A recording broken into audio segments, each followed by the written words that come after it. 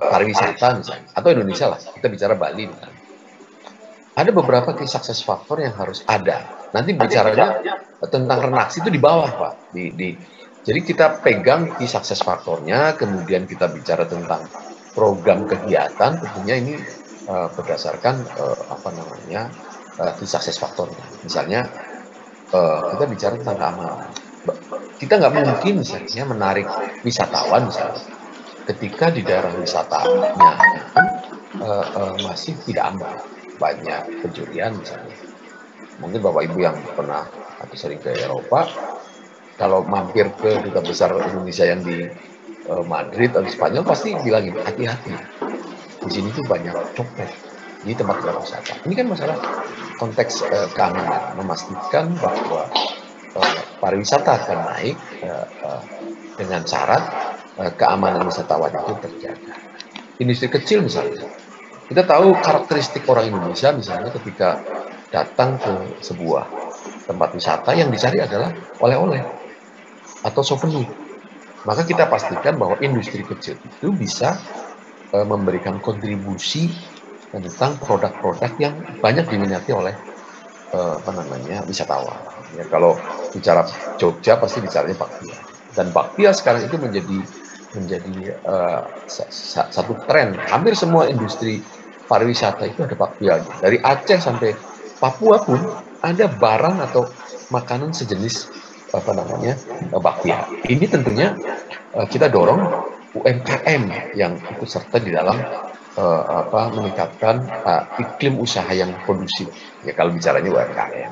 Nah nanti di UMKM tentunya kita butuh apa kegiatannya? Pelatihan usaha baru. Jadi kita kalau bicara tentang bantuan koperasi dan seterusnya. Baru kita renaksi ke bawah di level pelatihan usaha baru sampai di perencanaan pelatihannya, kemudian pelaksanaan pelatihannya, sama pelaporan dan evaluasi pelatihan. Inilah yang kemudian menjadi renaksinya di level-level di bawahnya. Ini kemudian masuk di dalam SKP-nya pegawainya. Mungkin itu Pak Samsuri sekilas contoh yang mungkin bisa menjadi membuka diskusi. Mungkin itu Bu Daniel, Pak Samsuri. Terima kasih. Baik, terima kasih banyak Pak Hasmi atas paparannya yang sangat komprehensif dan juga memberikan pencerahan. Baik Bapak Ibu, mungkin kita masih ada waktu untuk berdiskusi. Bila ada Bapak Ibu yang ingin bertanya, kami persilahkan. Dan untuk men-trigger mungkin, atau mungkin Pak Karo ada tanggapan barangkali dari apa yang disampaikan oleh Pak Hasmi sebelum kepada audiens kita, Pak. Saya kira memang benar yang disampaikan Pak Hasmi tadi ya. Dalam konteks rencana aksi itu memang kalau saya ingin mempertegas bahwa lebih kepada bahasanya apa yang akan dicapai dalam ya tergantung rencana aksi umumnya 3 bulan dalam setiap 3 bulan tersebut ya setidaknya itu ya sehingga nanti di akhir periode dari kontrak kinerja itu tercapai begitu ya meskipun nanti faktanya tidak tercapai dari laporan rencana aksi itu mungkin sudah mulai bisa tergambar. Karena ketika kita bicara kinerja itu tidak melulu kecapaiannya harus selalu 100% kan begitu. Tetapi ya kalau bisa ya selalu tercapai dengan rencana aksi yang baik gitu kan. Mungkin itu Bu Nela. Baik. Saya kira yang lebih penting dari itu adalah nanti bertahap dan pasti ini terimplementasikan. Baik, terima kasih Pak Samsuri. Mungkin bila belum ada yang bertanya, saya boleh ya Pak ya. Mungkin bertanya klarifikasi juga ya Pak. Jadi seperti yang kita ketahui bahwa memang Sakip ini bukan bukan baru kemarin gitu Pak ya, sudah bertahun-tahun, dan memang ada semacam general agreement begitu bahwa untuk pembabakan triwulan itu memang di PK-nya itu juga kita babak per triwulan gitu Pak, renaksinya. Lalu kemudian kalau yang sistem yang kami bangun memang itu sudah sampai ke komponen nanti Pak. Jadi kita tahu bahwa semua data yang akan masuk di renaksi ini sebenarnya sudah terbukukan gitu Pak, sudah terbukukan di dokumen penganggaran kita juga, di dokumen perjanjian kinerja kita juga. Jadi saya pikir mungkin proses penting yang tadi Bapak sampaikan itu mungkin memang ada terjadi pada saat kita menyusun RKT ya Pak ya, rencana kinerja tahunan, karena itu adalah +1. Nah, yang ingin saya tanyakan sebenarnya apakah sah-sah saja begitu ketika selain dari kegiatan sampai rincian output sampai komponen itu kita babak, apakah memang ada keharusan untuk PK itu kita babak? Karena memang pada umumnya di seluruh kementerian itu juga dibabak ya Pak ya, entah itu pencapaiannya di triwulan keempat ataupun ketiga ataupun per triwulannya. Karena kalau kita referring kepada contoh yang tadi Pak Hasmi sampaikan, itu indikatornya malah dibiarkan di atas itu Pak ya, tidak dibabak. Yang kita babak adalah kegiatan-kegiatan yang kita lakukan untuk supporting terhadap pencapaian sasaran tersebut. Mungkin ini yang ingin saya tanyakan Pak, karena ini pun menjadi kegalauan juga sebenarnya. Sebenarnya yang pakemnya itu yang mana sih, seperti itu. Mungkin itu Pak Hasmi. Terima kasih. Ya, terima kasih Bu Daniel. Ya, memang kebetulan contohnya yang basisnya adalah bisnis proses. Ya, ada beberapa indikator kinerja yang targetnya memang bisa dicapai secara bertahap. Ya, biasanya ada seperti kalau di pajak ya, di pajak itu berapa sih jumlah pajak di akhir tahun? Dia bisa menggunakan target pembabakan. Jadi di tahun pertama, di bulan pertama, bahkan harian pun ada. Kalau di bisnis itu penjualan mobil, biasanya diperbandingkan penjualan mobil di bulan Januari tahun ini dengan tahun yang kemarin. Triwulan 1 tahun ini dengan triwulan tahun yang kemarin. Bisa model membabakan kinerja. Tentunya nanti ketika bicara tentang peningkatan misalnya jumlah targetnya, peningkatan dari target sebelumnya, ada beberapa kegiatan yang pembabakannya berbeda. Misalnya begini, ketika kita ingin meningkatkan pajak ya, misalnya kayak sekarang nih, kita naikin tarifnya, misalnya ya, naikin tarifnya dengan harapan jumlah yang dikolek oleh pemerintah lebih banyak. Berarti yang pertama adalah perumusan kebijakan. Kebijakan yang ada kita pastikan bahwa kita memberikan beban yang lebih besar. Nah, ketika ini dilakukan, tentunya kita harus pastikan bahwa di bulan-bulan awal itu ada revisi terhadap kebijakan. Ya, sama di lainnya. Kalau yang disasar adalah peningkatan lapangan kerja, peningkatan ekonomi misalnya.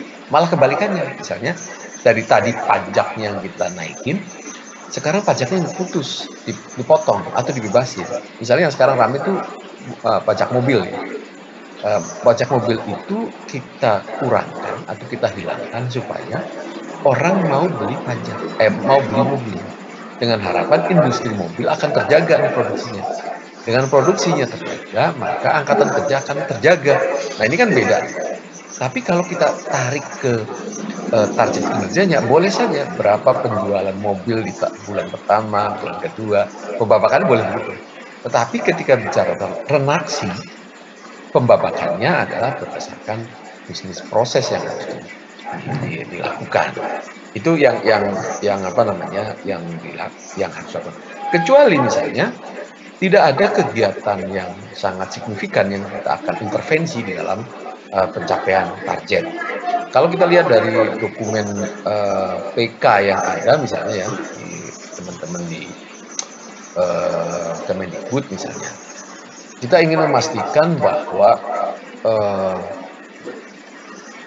berapa jumlah penduduk atau persentase penduduk yang memiliki sumber penghasilan sebagai pelaku atau pendukung kegiatan seni. Nah, walaupun saya juga bingung bicara ini. Tapi taruhlah itu, kita ingin memastikan bahwa sekian persen penduduk itu hidup dari kegiatan berkesenian. Nah, kita harus pastikan bahwa apakah indikator ini indikator baru atau indikator lanjutan. Kalau indikator lanjutan berarti sebetulnya data pembabakan data kinerja bisa dilakukan. Ya, pembabakan karena ini bukan indikator baru. Tapi kalau indikator ini baru, maka pembabakan ini menjadi tidak relevan karena ini hal yang baru. Belum ada pencatatan data. Sehingga pembabakannya berdasarkan kegiatan yang dilakukan. Sehingga ketika kita melakukan pembabakan target kinerja maupun di renaksi, memang harus diperhatikan terkait dengan bisnis proses dari kinerja itu sendiri. Ya. Jadi kita lihat ada beberapa hal yang sering keliru di teman-teman.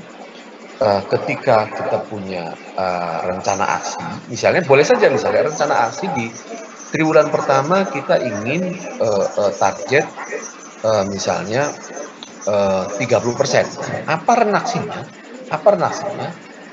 Untuk mencapai di triwulan pertama targetnya 30%. Nah, mesti diturunkan lagi gitu kaitan dengan target kinerjanya. Nah, ini yang mungkin di beberapa bisnis proses akan ada beberapa variasi ya yang sebenarnya Bapak Ibu harus mengeksplor kaitan dengan key success faktornya yang tadi saya sampaikan. Oleh karena itu, pada saat kita mendesain PK, ketika nanti ada rumusan indikator yang sebetulnya itu merupakan upaya, baru ketahuan bahwa upaya ini harus digeser menjadi renaksi, bukan sebagai indikator kinerja. Misalnya kaitan dengan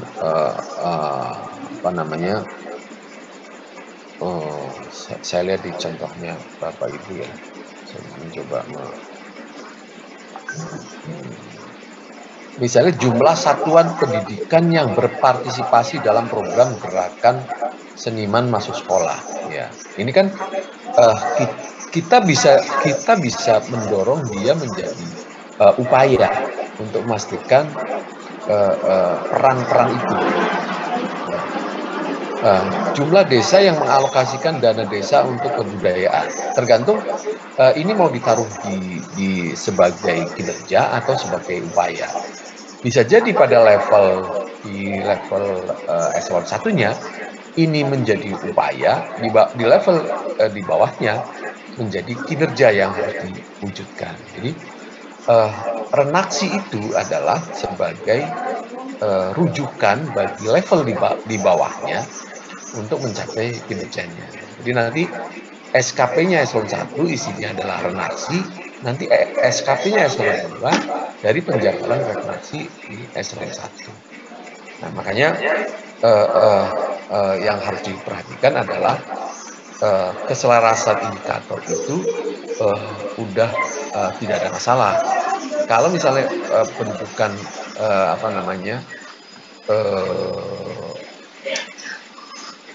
penjenjangannya masih keliru, tentunya akan menyulitkan pada saat proses penyusunan renaksi.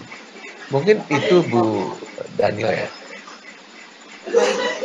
Baik, terima kasih Pak Hasmi atas penjelasannya. Mohon izin mungkin waktunya 10 menit lagi ya Bapak, mudah-mudahan masih bisa.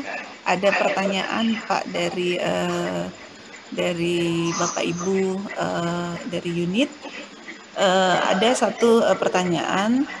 Jika melihat contoh renaksi yang dimiliki oleh Kemenpan, sepertinya menggambarkan bagaimana proses sebuah output bisa dicapai. Jika dibandingkan dengan milik LPMP Jateng yang tadi, itu lebih menonjolkan bagaimana tahapan target output dicapai. Melihat perbedaan ini, apakah bisa diberikan gambaran cascading dari renaksi ini akan menghasilkan informasi untuk menyusun dokumen apa selanjutnya? Itu Pak, mudah-mudahan tertangkap maksudnya Pak. Ya. Iya Bapak. Ya, memang kalau kita lihat yang di LPMP Jateng sebenarnya lebih kurang sama ya. Nah, cuman misalnya ketika bicara tentang penyusunan peta mutu misalnya, indikatornya adalah dokumen peta mutu. Ya, kalau memang targetnya di triwulan kedua adalah 36 dokumen, berarti clear. Memang tahapan yang harus dilakukan untuk memastikan bahwa persentase satuan pendidikan yang memiliki nilai kinerja minimal 75 itu diawali dengan penyusunan peta mutu misalnya begitu. Kalau itu yang memang tahapan awalnya, oke. Nah, kemudian tahap keduanya misalnya pengolahan. Nah, ini yang harus dipastikan mengenai tentang pengolahan. Saya nggak tahu bisnis prosesnya, tapi kalau bisnis prosesnya merupakan sekuen, nah ini tentunya akan harus didudukan di urutan pekerjaannya. Jadi kalau lihat dari datanya itu kan ketika bicara tentang pengolahan data, analisis data, penyusun rekomendasi itu ditargetkan di triwulan pertama, kemudian dapatlah peta di triwulan kedua. Ya apakah begitu saya juga enggak. Sehingga kalau lihat target ini, maka harusnya di triwulan kedua itu udah selesai. Nah, saya coba share kembali ya dari target yang tadi.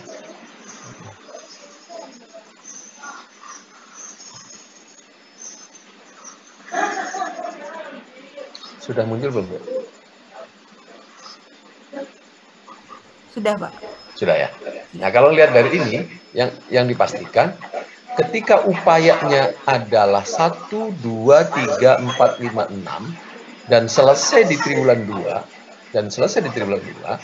maka targetnya adalah selesai di triwulan 2. Karena upaya yang dilakukan itu sudah selesai semuanya di triwulan 2. Nah, kecuali misalnya ada tahapan lagi yang belum didefinisikan, sehingga kita punya target 27% itu di triwulan 4.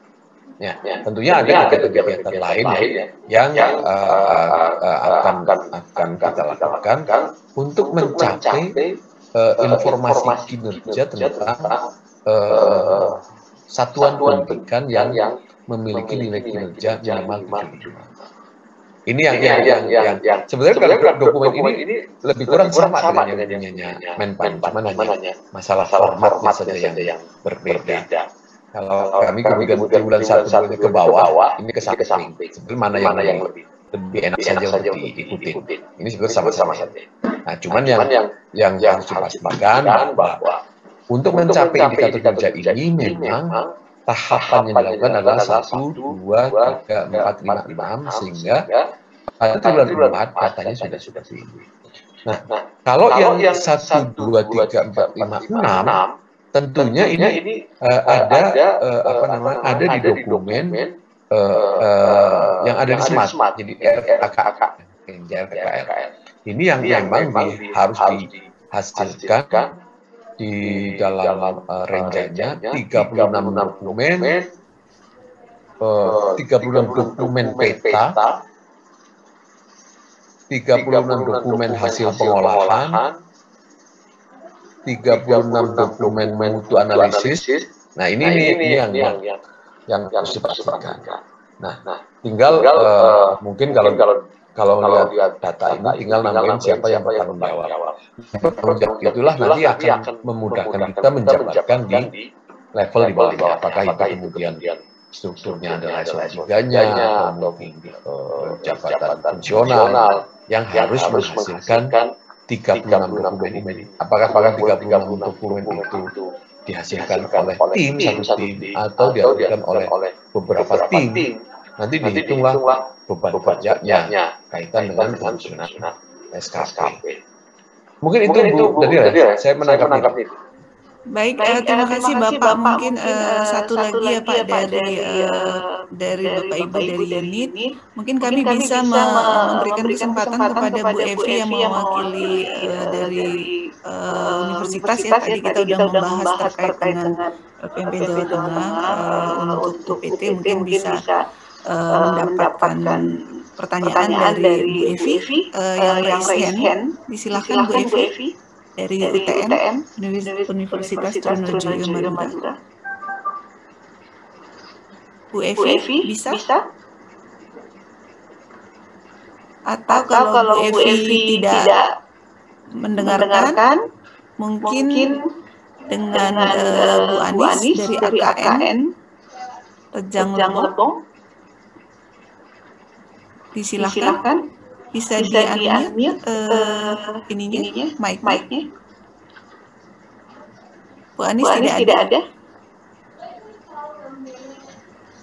Kalau tidak ada, mungkin dengan Pak Prihananto dari Unsur. Oke, terima kasih. Selamat malam. Suara saya bisa di Bisa, Pak. Oke.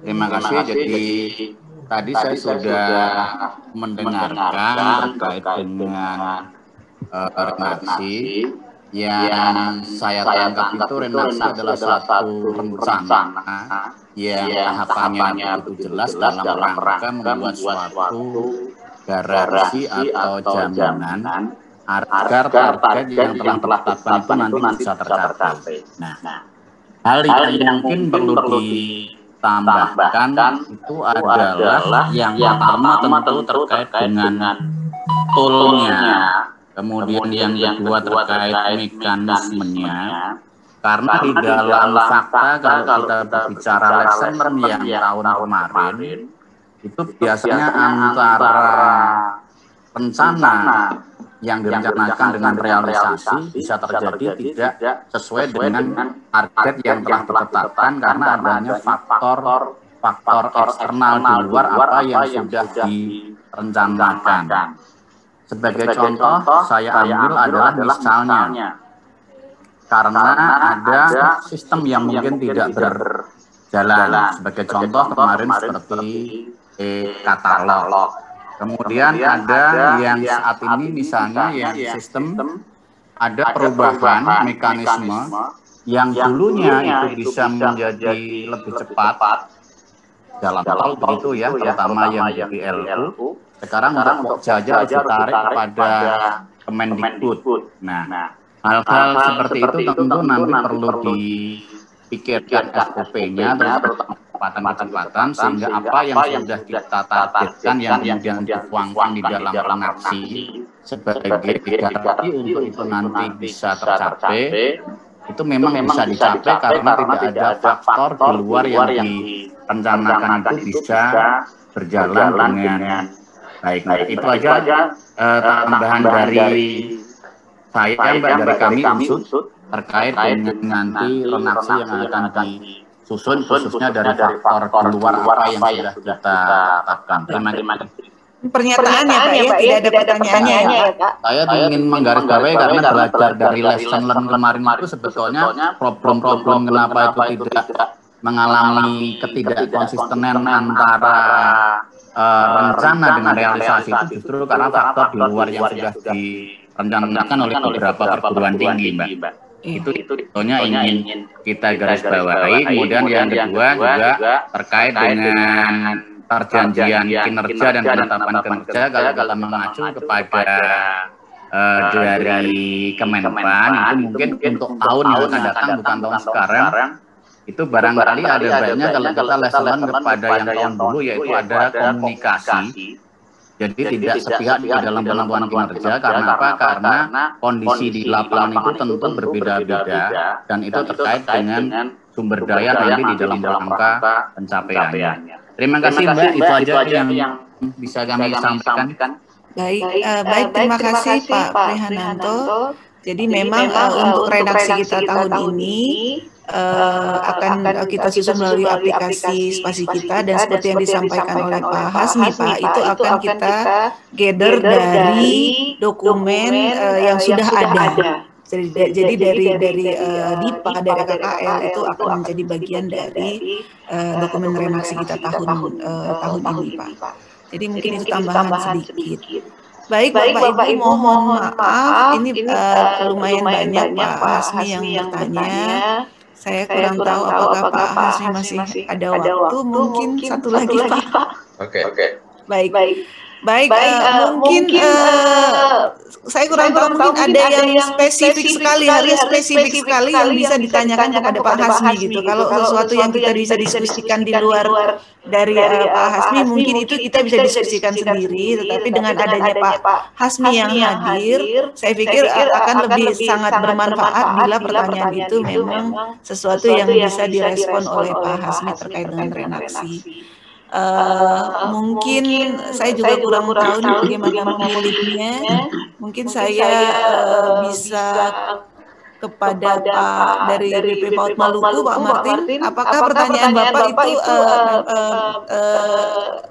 memerlukan respon dari Pak Hasmi atau sesuatu yang bisa kita diskusikan? Jadi kalau memang memerlukan respon dari Pak Hasmi untuk memperkaya pengetahuan kita, kami persilahkan Pak. Tapi bila sesuatu yang internal itu mungkin kami akan memberikan kesempatan kepada yang lain. Bagaimana Pak Martin?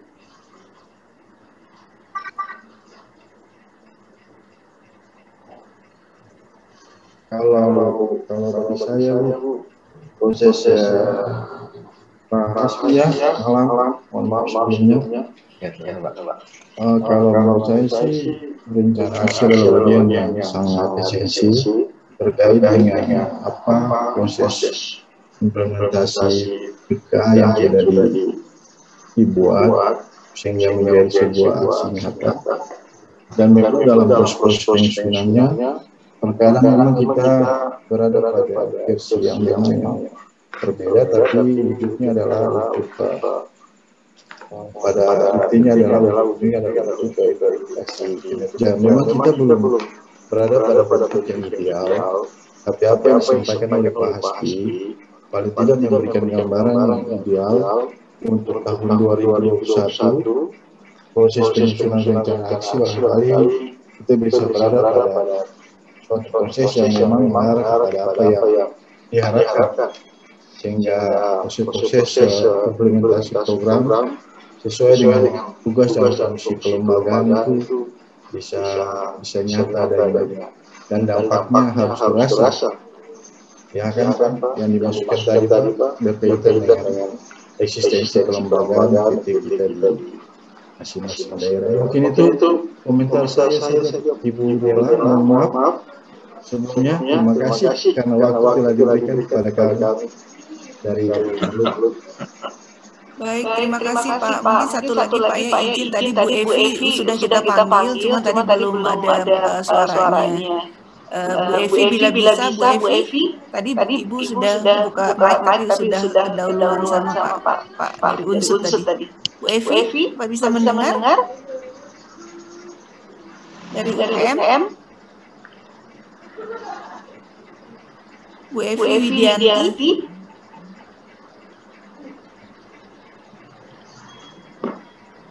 Baik, bila tidak ada suara, mohon izin karena waktu sudah pukul 20.33. Tadi kita sudah menyampaikan acara kita sampai 20.30 Bapak Ibu, karena untuk kesehatan kita juga. Jadi mudah-mudahan Bapak Ibu yang raise hand besok ada waktu bagi kita untuk bisa berdiskusi, dan bila ada pertanyaan-pertanyaan yang masih tidak bisa kita selesaikan, nanti kami mohon izin juga untuk menyampaikan kepada Pak Hasmi untuk kita bisa mendapatkan jawabannya. Baik, Pak Karo masih ada izin Pak Karo. Kita banyak sih Bapak yang bertanya, tapi karena waktunya sudah sampai di 20.30, mungkin kita bisa selesai di waktu ini Bapak. Ya, saya kira hal-hal teknis yang lain mungkin besok bisa didiskusikan lebih lanjut. Ya, saya sih inginnya begini. Mungkin pertanyaan sedikit, tetapi aksi dalam menyusun rencana aksi itu terwujud, ya, terwujud dengan baik. Dan yang lebih penting adalah bagaimana itu diimplementasikan dan diukur di dalam pelaksanaannya. Nah, tentu apakah langsung sempurna, saya kira tidak. Ya. Tapi kalau saya juga beberapa kali diskusi dengan Pak Hasbi, prinsip akuntabilitas itu prosesnya ini juga sudah sangat penting. Ya, artinya upaya untuk melakukan perbaikan dari Ibu Bapak semua, sekali Ibu Bapak melakukan satu perbaikan pasti akan ketagihan. Ya, karena saya kira perubahan untuk satu perbaikan itu sesuatu yang amat saya kira. Saya kira demikian, dan mari kita tutup dengan baca hamdalah, alhamdulillahirabbil alamin. Kami ucapkan terima kasih ke Pak Hasmi, kemudian Ibu Bapak para pimpinan unit utama, kemudian pimpinan perguruan tinggi, LLD, LPMP, kemudian Balai Besar, dan semuanya yang tidak saya sebut persatu. Ya, mudah-mudahan ini memberikan manfaat, dan mohon maaf kalau ada hal-hal yang kurang berkenan. Insya Allah semuanya kita lakukan dan Kementerian Pendidikan dan Kebudayaan. Assalamualaikum warahmatullahi wabarakatuh. Waalaikumsalam. Turnuhun Mas Hasmi. Ya, kami melanjutkan ini bahan raker DPR. Beruntun ini. Iya. Besok mau dibahas sama Mas Menteri. Oke, assalamualaikum. Waalaikumsalam. Sami-sami. Salam keluarga. Ya, makasih Bu Nela semuanya, Bapak Ibu semuanya.